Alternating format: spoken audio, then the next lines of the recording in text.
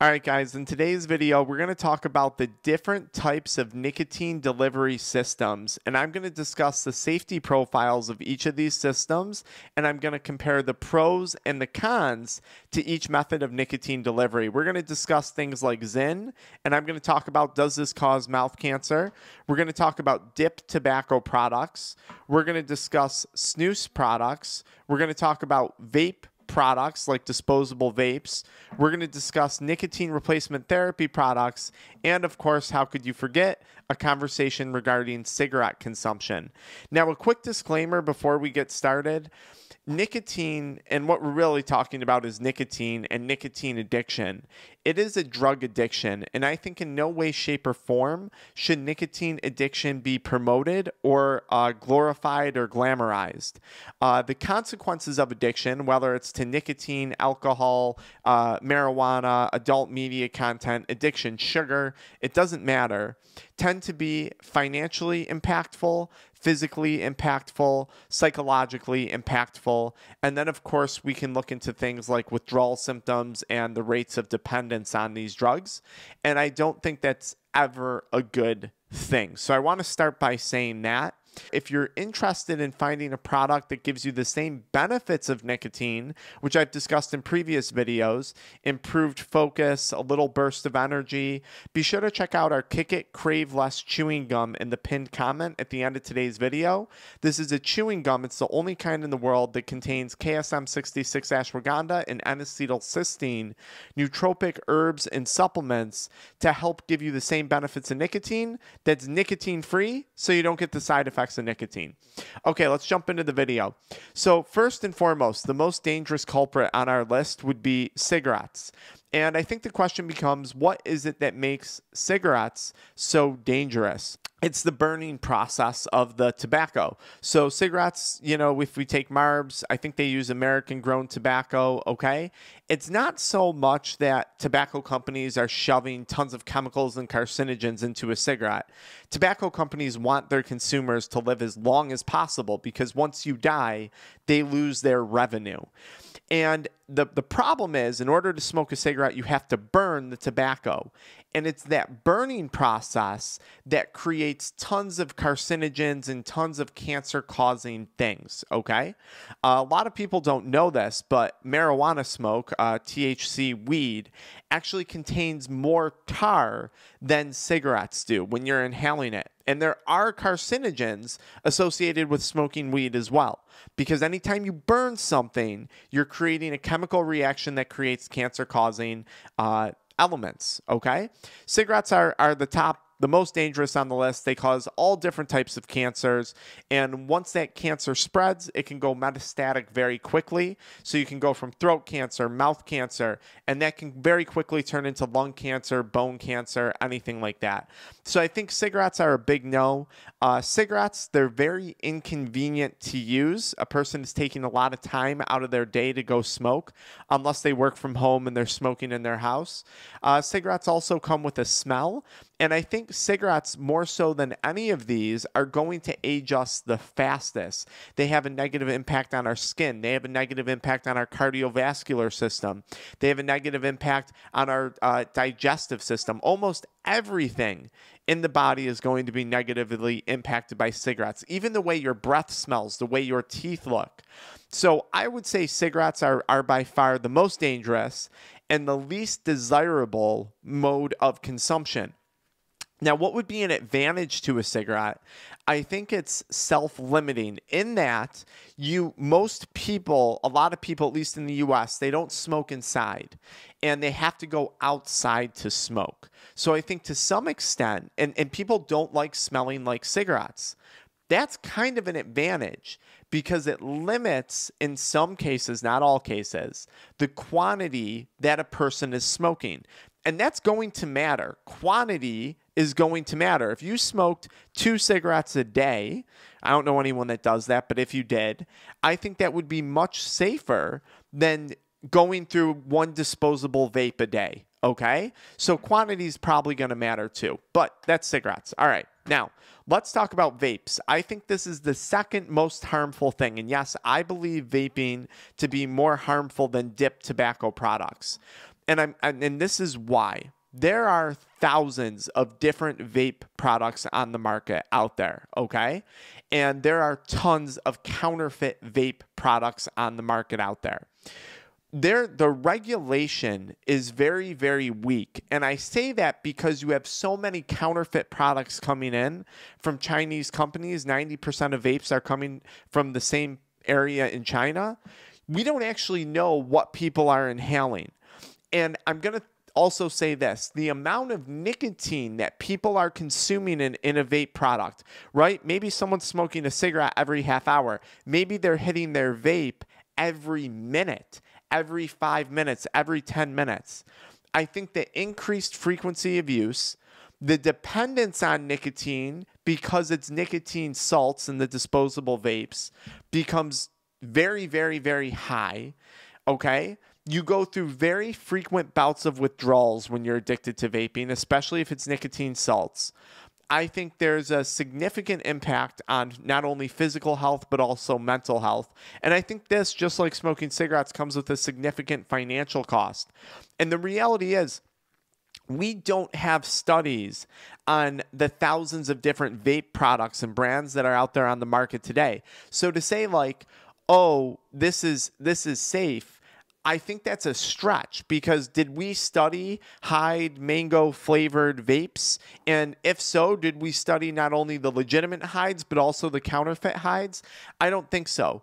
And if you listen to a lot of the pulmonary surgeons out there and cardiothoracic surgeons out there, that what they're saying is they're seeing people at a very, very, very young age developing significant lung complications and pulmonary problems from vaping at a much faster rate than they're seeing that in smokers. So in a smoker, you're typically seeing problems develop somewhere in like the 40s, 50s, 60s.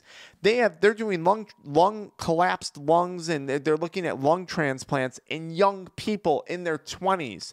You just don't hear about this in the news cycles anymore, but you have lots of doctors out there talking about that.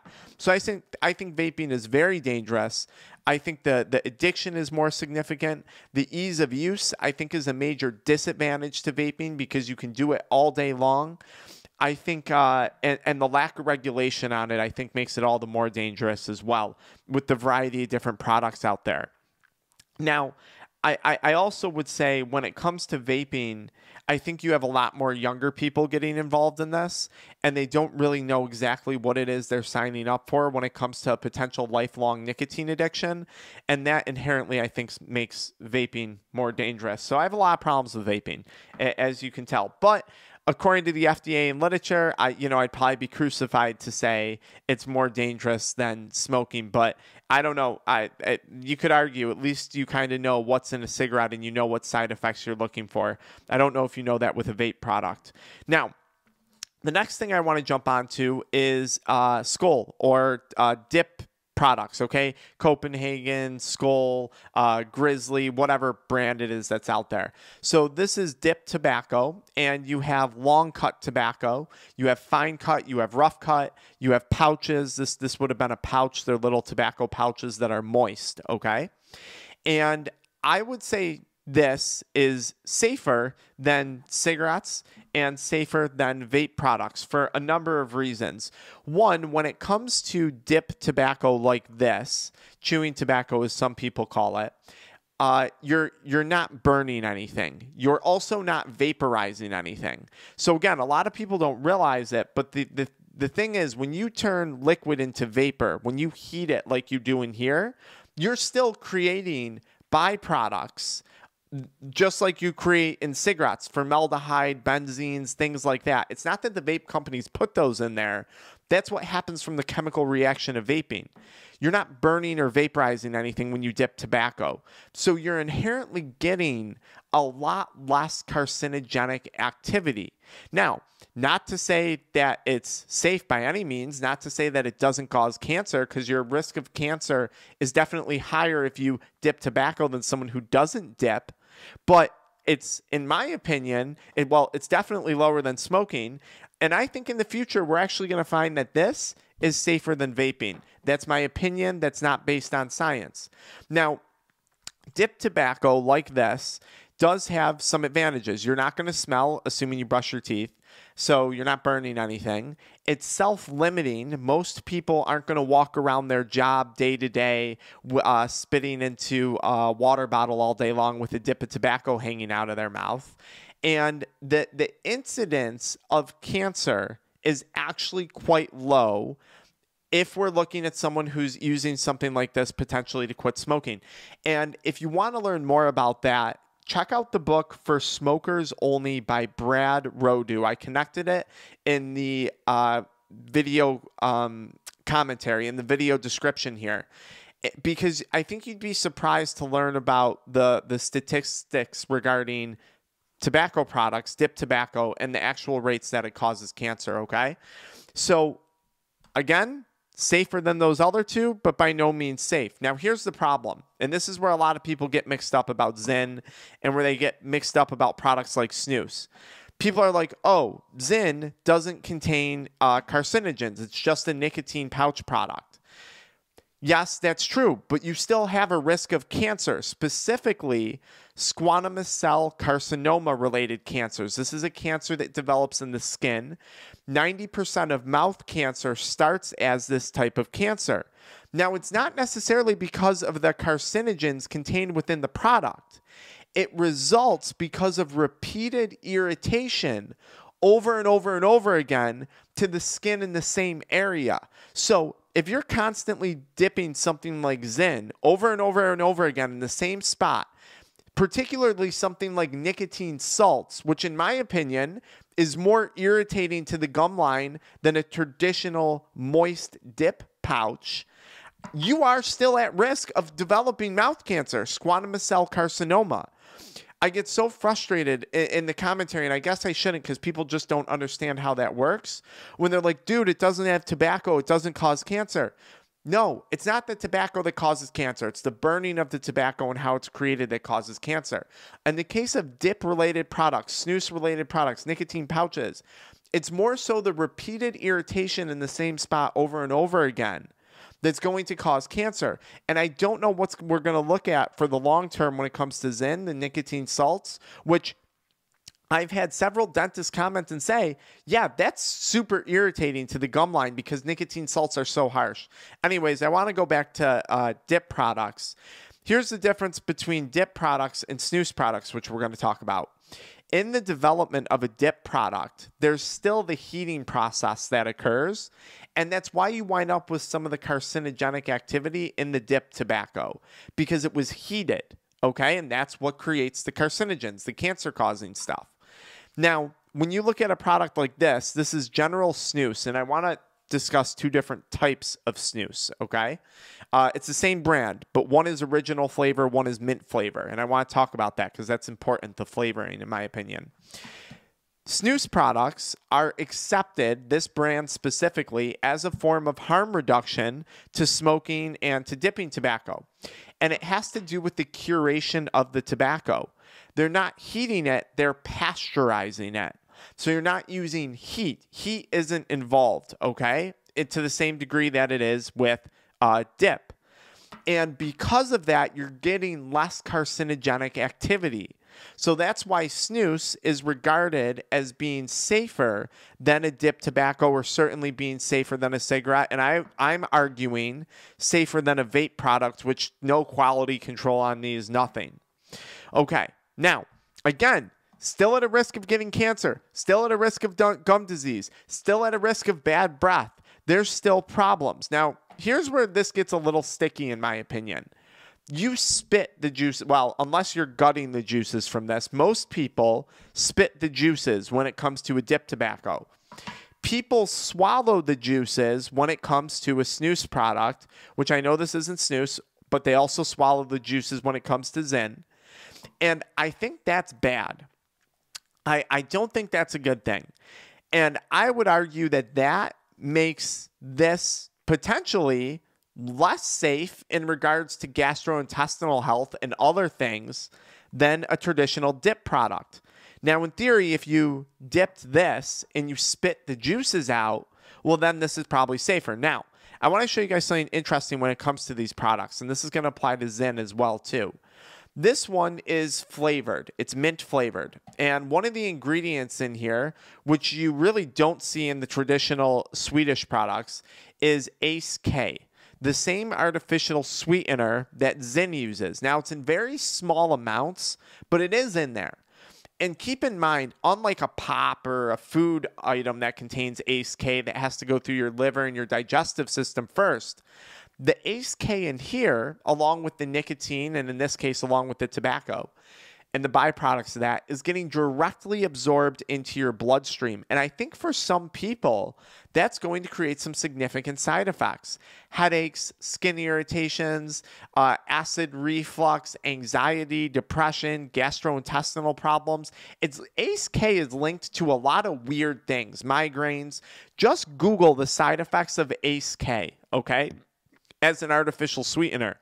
And keep in mind, the Ace K in here, unlike in a food or a beverage item, is getting directly absorbed into the bloodstream. So even though it's in a small quantity, it's direct absorption. Now, what's the difference then between a dip product, a snus product, and a ZYN product? ZYN is nicotine salts. And in my opinion, this is actually a bad thing, okay? Nicotine salts, like in a disposable Hyde vape, are absorbed much quicker into your bloodstream, I think twice as fast as freebase nicotine. And they cross the blood-brain barrier quicker, and they are excreted faster as well. So the nicotine salts are detoxed faster from your body. That's bad, because that's going to throw you into a higher frequency of use, and I think a more serious dependence on the product. That's why this is so hard for people to quit. That's why this is so hard for people to quit. Because of that all day long, they're getting constant cravings. They're getting constant states of detox and withdrawal because of the rapid rate that nicotine salt is absorbed and then excreted. So constant withdrawal all day long with this stuff. Now, granted, this doesn't contain tobacco. To my knowledge, there's no heating process involved. I could be wrong, but to my knowledge, there's no heating process involved. And this is generally regarded as a very clean product, okay? And I'm sure you guys all see the mass spectrometry guy on TikTok who says, like, this is a clean product. And that doesn't surprise me because this product is owned by Philip Morris Alteria, the big tobacco conglomerate. And they do have quality control on things. Even though the cigarettes will kill you, there's quality control. There's quality control on this. Unlike some of these products that who knows who owns them, who knows who's selling them. Okay? So I'm going to come back. Now, ZYN, obviously you could argue that it's safer than this. You could argue that it's safer than this. You could definitely argue that it's safer than smoking. And I would agree with that. Okay? Personally, personal opinion, I think this is much easier to quit, and I think this is much more limiting when it comes to use. People can easily kill 2-3 tins of ZYN a day. They're not spitting it. It's very discreet. You can do it all day long. I think that's a bad thing. Personally, when I used ZYN-like products or snus products, I had significantly more anxiety than I did when I had traditional dipping tobacco products, okay? I personally experienced significantly more gum irritation, teeth sensitivity, and stomach problems with products like ZYN than I did traditional dip tobacco. If you were to ask me what did I have the least side effects from, it was this, dip tobacco. These things caused me a lot of problems, but for the sake of today's video, I'm going to say they are safer than this. Definitely safer than these two. Maybe these three, it could be a close tie. Maybe. Again, the risk of mouth cancer being there for all three in regard to squamous cell carcinoma, which is 90% of mouth cancers, because that's really just related to the repeated irritation to the gum line over and over again. Now we digress into nicotine replacement therapy products. Gum, if you Google the side effects of Nicorette gum, people get lots of side effects. There's a lot of people get bad experiences with nicotine gum. So I'm not a big fan of it, but it's safer than all these things, or it's generally regarded as safer. Then you have patches. Patches are pretty good. You're not going to have the risk of developing TMJ and some of the other issues that might come along with the gum.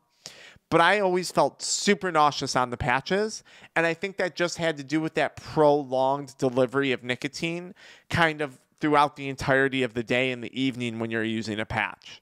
So for me, I did not like the patches. Lozenges did much better with these than I ever did a gum or a patch. This is a lozenge. You put it in your mouth and it just dissolves. It's quick acting, and I had minimal irritation to my gums.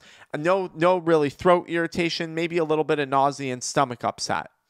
Then you have the newest thing on the market. It kind of looks like this, which is the nicotine sprays. And my guess is, which I've never used, outside of throat irritation, the side effects are probably going to be very minimal. Now, you still have the side effects of addiction.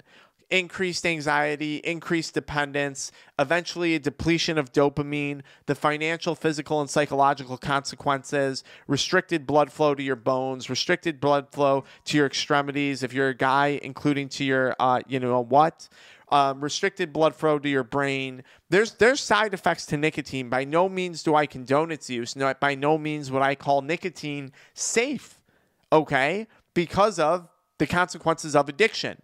I think addiction is a crappy thing to have to live through an experience. But I would say the safest way, my guess, is probably going to be a nicotine lozenge, a nicotine mint, or a nicotine spray. And that's probably going to be the best tolerated method of nicotine delivery for most people, followed by a patch, followed by a gum. Now, if I were personally to choose from all these different things to consume nicotine, if I just had to do something more harmful, I can tell you this would be my choice. This would be my choice. That's personal preference, though. That's just based on my opinion, based on science. You'd probably say this, but then again, this hasn't been around too long, so I don't know. This is kind of new. And that's that. Now, what do I actually use instead of nicotine, having quit years ago? I use Kick It Crave Less chewing gum. Again, if you want the benefits of nicotine, if you want that satisfaction of oral fixation, check out this product, guys. It's an incredible product. It contains KSM-66 ashwagandha and N-acetylcysteine. KSM-66 ashwagandha helps increase stress tolerance. It helps to reduce stress, okay? It helps with sleep. It helps with focus. It gives you a little hit of adrenaline, just like nicotine does, stimulating that kind of central nervous system reaction. And then I added into it N-acetylcysteine, which can help to reduce brain fog. It can help with lung health, okay? N-acetylcysteine also helps aid in dopamine production. I forgot to mention, both have been shown to have positive impacts on blood sugar levels. So this is my go-to. If you want to learn more about it, check out the pinned comment or the video description. If you enjoyed this discussion, if you're trying to quit nicotine or thinking about modifying your use of nicotine, check out the Addiction Mindset Recovery community, also found in the pinned comment in the video description, where you can learn more about our one-on-one coaching programs or our group, Addiction Mindset Recovery Group, where I do weekly lives and answer questions and DMs inside our school community. All right, guys, until next time, I hope this helped.